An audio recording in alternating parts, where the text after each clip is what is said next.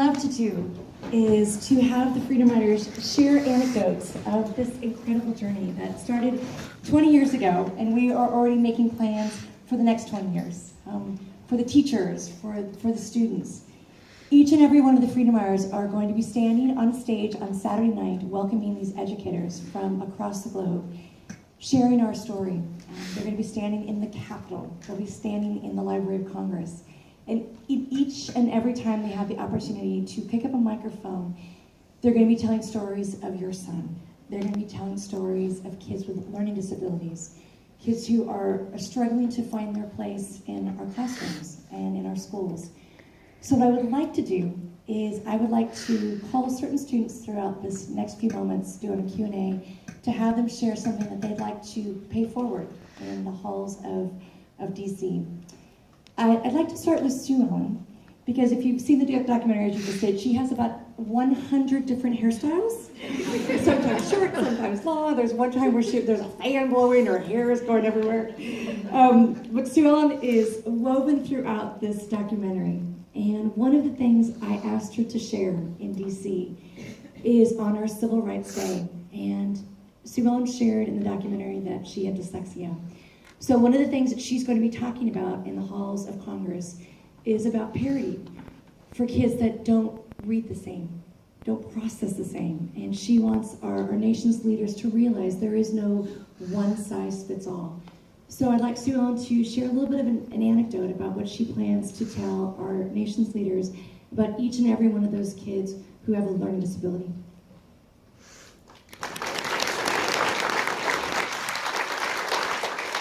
Thank you. You know, we often use the word learning disability, and unfortunately, it has that negative stigma of the word disability being in it. I don't look at my learning disability as a disability. I look at it as I'm learning differently. I learned a different way than most students, and because of that, you know, I shouldn't be penalized. I should be embraced. I may not learn arithmetic the way that it's being taught to me, but I may learn it differently. I may be learning concepts much more differently than another student would be.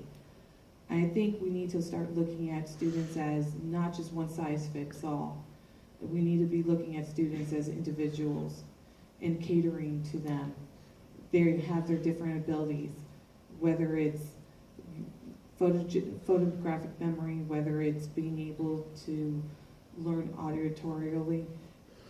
These are different abilities that we need to, instead of select and just focus on one specific area of learning, we need to embrace those different learning disabilities and learn those different learning modalities. And so I hope to share this message in DC, and I hope that, you know, I represent a group of kids that are desperate to learn and are needing to learn, and yet being told that they're unable to learn. So I want to share that message with them.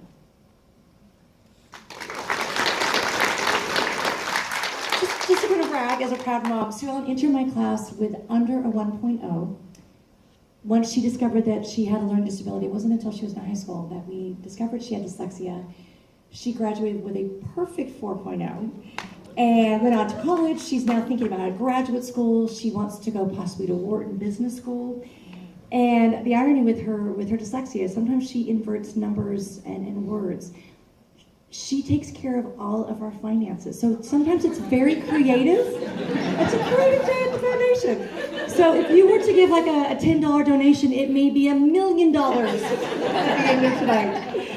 So there's a lot of checks and balances. But I love that Sue Ellen is constantly learning how to compensate. And when and if she goes to Wharton, she'll learn even more skills on how to process those $10 donations and then sustain them to become $1 million donation someday.